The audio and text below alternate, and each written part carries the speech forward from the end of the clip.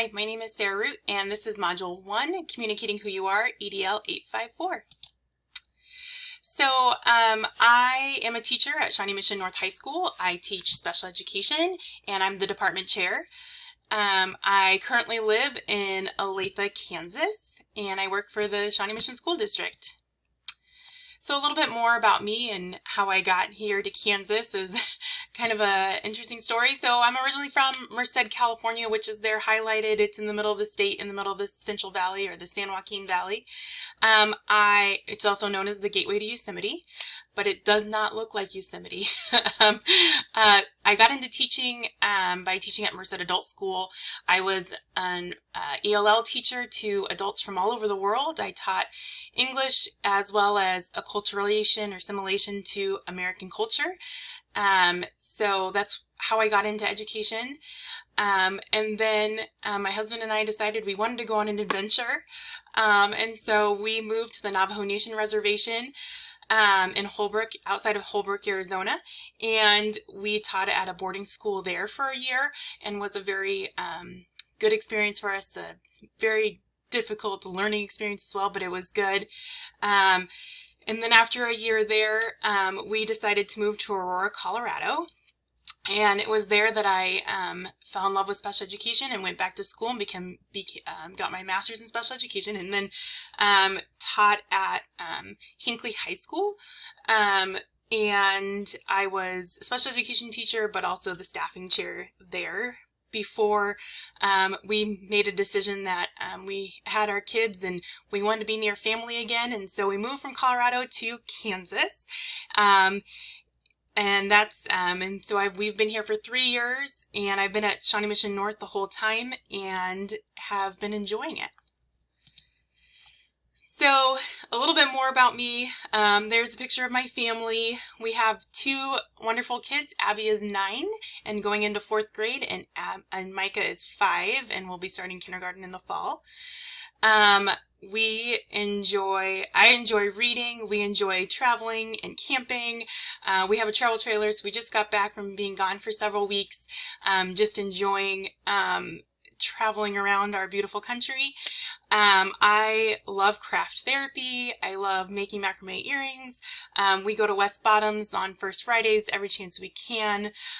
We just love living in this area and all the how creative people are in the Kansas City area.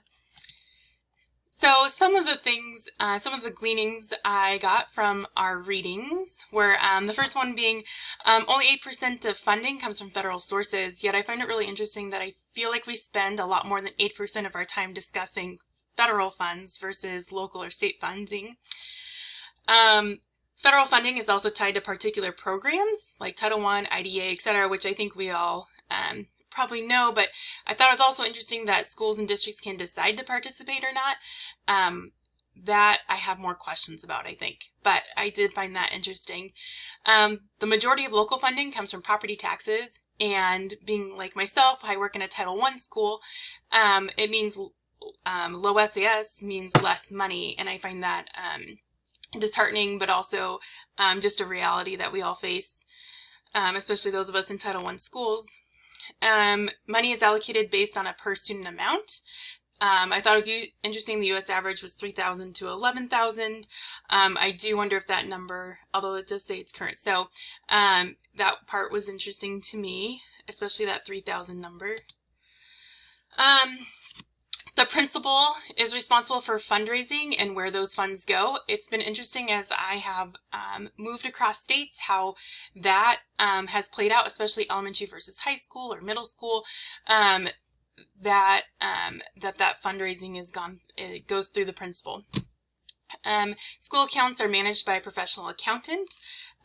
Very important, that piece. The majority of principals, administrators lack financial literacy, bookkeeping knowledge, and I have seen that for sure, except for when I worked in a charter school in Colorado for briefly.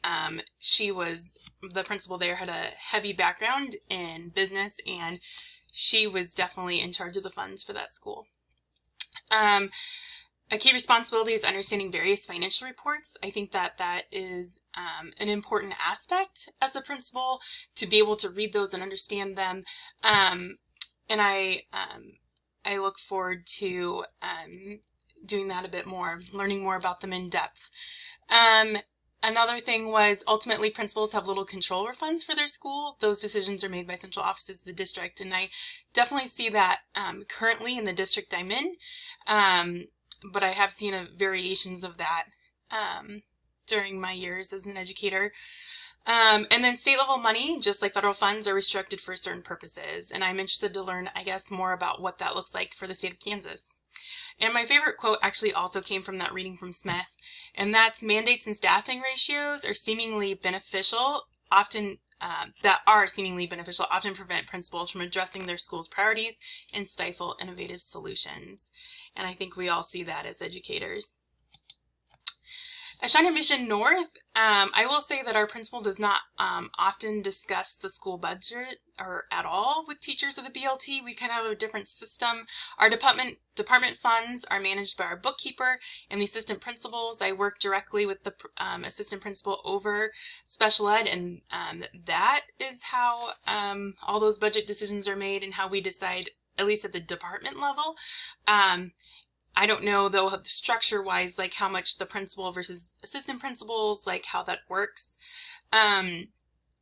We don't really have any fundraisers at our school, but the PTSA and Booster Club do all of our fundraising for us, I guess. So, and those are supported by the principal. So the principal, at least at Shawnee Mission North, is not involved as much in that fundraising, or at least it seems like, because those two groups do most of that, and also decide in conjunction with the principal how those funds are used.